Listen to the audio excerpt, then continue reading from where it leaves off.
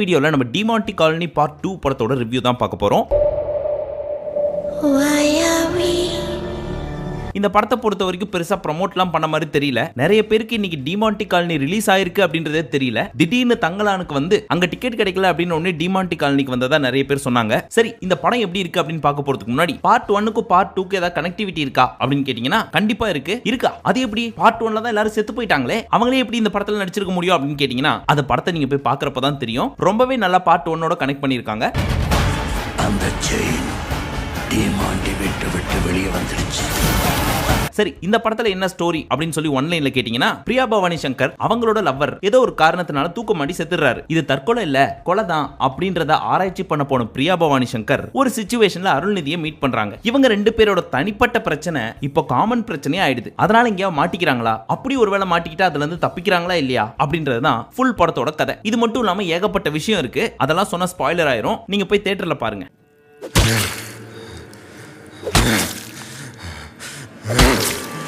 Demonte colony 1 பொறுத்த வரைக்கும் அது ஒரு லேட் பிக்கப் மூவி. ஏன்னா ரிலீஸ் ஆன ஸ்டார்ட்ல பெருசா கலெக்ஷன்லாம் வரல. ஒரு வாரம் தாண்டி போகிறப்பதான் நிறைய பேரால பேசப்பட்டு படிப்படியா ஹிட் ஆக ஆரம்பிச்சது. அதே மாதிரி தான் இந்த படத்துக்கு பெருசா ப்ரமோஷன்லாம் இல்லாதனால இந்த படம் ரிலீஸ் ஆனது தெரியல. மேபி இன்னும் 2-3 டேஸ் போச்சுன்னா கண்டிப்பா நிறைய பேருக்கு தெரிய வரும். ஏன்னா அந்த அளவுக்கு படம் ஹாலிவுட் லெவலுக்கு பிரம்மாண்டமா இருக்கு. என்னது ஹாலிவுட்டா? என்ன ஓவரா கூற பொட்டி வந்துருச்சோ அப்படின்லாம் நினைக்காதீங்க. நமக்கு அந்த பழக்கம்லாம் கிடையாது.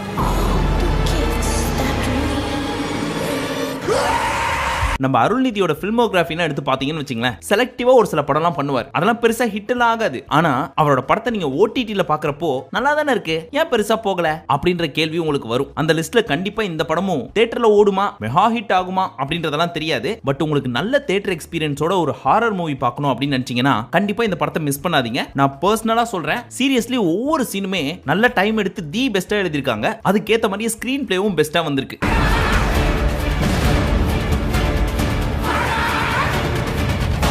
ஆக்டிங் வைஸ் எல்லாருமே ரொம்ப நல்லா பண்ணியிருந்தாங்க. பட் இருந்தாலும் ஒரு சில பயபுள்ளைங்க சோஷியல் மீடியால பிரியா பவானி சங்கரா அந்த அம்மா நடிச்சாலே படம் ஓடாதே, இவங்க தான் படத்துக்கே திருஷ்டி போட்டு அப்படி இப்படிலாம் சொல்லிட்டு இருந்திருப்பாங்கல்ல, அதை மாத்திர மாதிரி இந்த படம் அமைஞ்சிருக்கு. ரொம்ப நல்லா நடிச்சிருக்காங்கப்பா.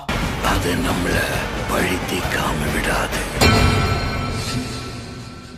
அதாவது ஒரு சிச்சுவேஷன்ல எதிரில உங்களுக்கு பேய் எல்லாம் இருக்காது. ஆனா பேயை பார்த்த மாதிரியே பயப்படணும். ஒவ்வொரு சீனும் நடுங்கணும். நீ செத்துருவ அப்படின்றத நம்பணும். இதெல்லாம் உள்வாங்கி நடிமா அப்படின்னு டைரக்டர் கேட்டாரா என்னன்னு தெரியல. அதுக்கேத்த மாதிரி நம்ம பிரியா பவானி சங்கர் அவங்களோட ஃபுல் ஃபில்மோகிராஃபில தி பெஸ்டா இந்த படத்துல பண்ணிருக்காங்க. எந்த அளவுக்கு அப்படின்னு கேட்டீங்கன்னா, அருள்நிதி இருக்கார் இல்லையா, அவரை தம்பி நீ ஓரமா நின்னுப்பா, நான் பாத்துக்கிறேன், ஒன்னும் பிரச்சனை இல்லை அப்படின்னு அவரை ஓரம் கட்டிட்டு இந்த அம்மா பூச்சிக்கிட்டாங்க இடத்த. கண்டிப்பா அவங்களோட லிஸ்ட்ல இந்த படம் பெஸ்டா இருக்கும், நல்ல பேரும் எடுத்து கொடுக்கும்.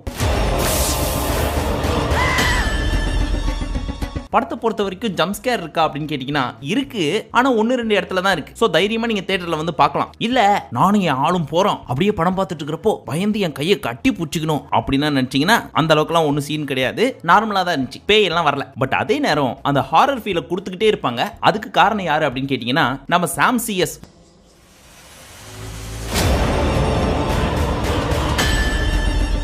யாருப்பா இந்த மனுஷன்? பிஜிஎம்க்கு பேர் போனவர் யாரு அப்படின்னு கேட்டீங்கன்னா மியூசிக் டைரக்டர்ல கண்டிப்பா இவர் பேர் இருக்கும். இது இவரோட 49வது படமாப்பா.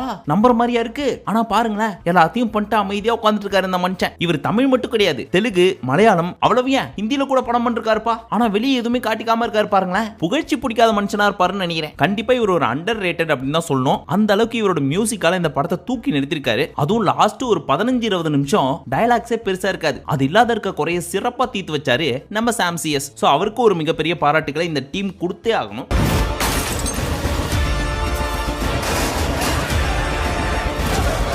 படத்தோட ஃபர்ஸ்ட் ஹாஃப்லயும் சரி செகண்ட் ஹாஃப்லயும் சரி லாக்னு சொல்ற மாதிரிலாம் எதுவுமே கிடையாது. ஆனா ஃபர்ஸ்ட் ஒரு 20 மினிட்ஸ் அப்படியே ஸ்லோவா தான் போயிட்டு இருந்துச்சு. ஏன்னா அது கதைக்கு தேவையா இருந்துச்சு, அதனால அப்படி போகும். பட் இது என்ன எங்கேயோ போயிட்டு இருக்கு. இப்போ வரைக்கும் பிரியா பவானி சங்கர் தான் காமிச்சிட்டு இருக்காங்க. ஒருவேளை இவங்க தான் இந்த படத்துல மெயின் ரோலோ அப்படின்னு அப்ப தோணுச்சு. படம் பார்த்து முடிச்சதுக்கு அப்புறம் கன்ஃபார்ம் ஆயிடுச்சு. ஒரு படம் நல்லா இருக்கா அப்படின்றத நீங்க எப்படி கண்டுபிடிக்கலாம் அப்படின்னு கேட்டீங்கன்னா, எதுக்கு இப்ப நான் வாயை திறந்துட்டு பாக்குறேன் அப்படின்ற கேள்வி உங்களுக்குள்ள வந்துச்சுன்னா டைரக்டர் ஒரு நல்ல படத்தை கொடுத்திருக்காரு அப்படின்னு நம்பலாம்.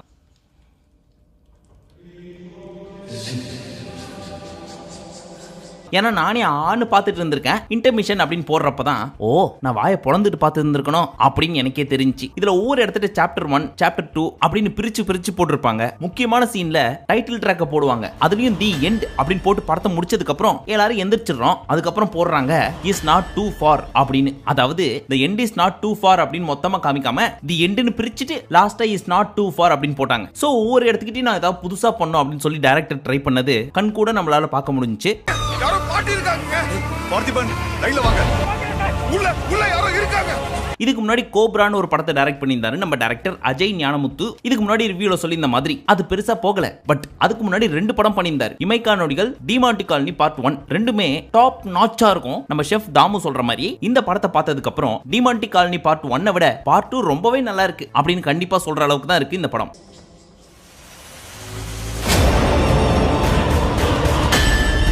படத்துல நெகட்டிவ் அப்படின்னு சொல்றதுக்கு என்ன இருக்கு அப்படின்னு கேட்டீங்கன்னா ஸ்பெசிபிக்கா எனக்கு எதுவும் சொல்ல தெரியல. என்ன பொறுத்த வரைக்கும் நெகட்டிவா எதுவும் தோணல. செகண்ட் ஹாஃப்ல ஒரு பாயிண்ட்ல குழப்பற மாதிரி இருந்துச்சு. ஐயோ ஏதாவது மிஸ் பண்ணிட்டாங்களா எடிட்டிங்ல அப்படின்னு. அதுக்கப்புறம் வர்ற சீன்ஸ் எல்லாம் பாக்குறப்போ கனெக்டிங் டாட்ஸ் மாதிரி அங்க இருக்கிறது இங்க கனெக்ட் பண்ணி விட்டாங்க. சோ புரியாம இருக்கிறதுக்குலாம் பெருசா இந்த படத்துல எதுவும் சான்ஸ் எல்லாம் கிடையாது. சொன்னா கேளு போகாதே. இது நம்மள உள்ள வர வைக்கிறதுக்கான டிராமா கூட இருக்கலாம்.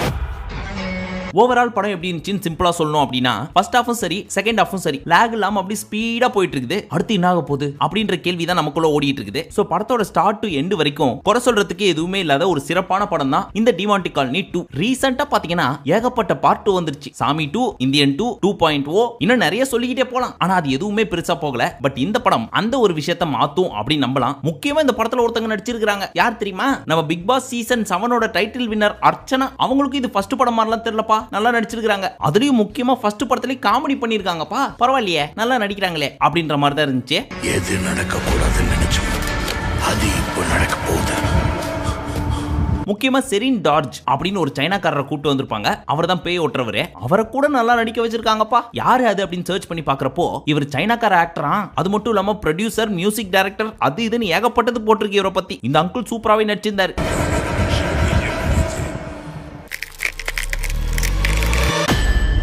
பட் எனக்கு என்ன டவுட்னா இது வரைக்கும் 3 நல்ல படம் கொடுத்திருக்காரு இந்த படத்தோட சேர்த்து நம்ம டைரக்டர் அஜய். அது எல்லாமே ரொம்ப யூனிக்கா இருந்துச்சு. அப்படி இருக்கிறப்போ எப்படி இவர் கோப்ரான்ற படத்தை பண்ணாரு அப்படின்ற கேள்வி தான் இருக்குது. பட் அதுல விக்ரம் ஃபுல் பொட்டன்ஷியல கொடுத்திருப்பாரு. அதுக்கேத்த கதைக்களம் அங்க இல்லையே அப்படின்றது தான் கேள்வி. எனிவே நான் இன்னும் ஃபீல்ட் அவுட்லாம் ஆகல. அதே ஃபார்ம்ல இருக்கிறேன் அப்படின்றதுக்கு எடுத்துக்காட்டா இந்த படத்தை சூப்பரா பண்ணி ரிலீஸும் பண்ணிட்டாரு.